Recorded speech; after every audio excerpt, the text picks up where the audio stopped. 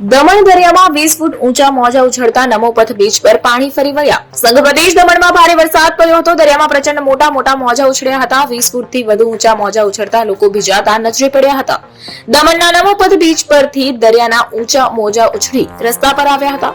દમણના દરિયામાં કરંટ જોવા મળ્યો. લોકોએ મોટા મોજામાં સેલ્ફી લઈ મજા માણી હતી. સમુદ્રનું પાણી માર્ગ પર ફરી વળ્યું. સહેલાણીઓ દરિયાઈ મોજાની મજા માણી હતી.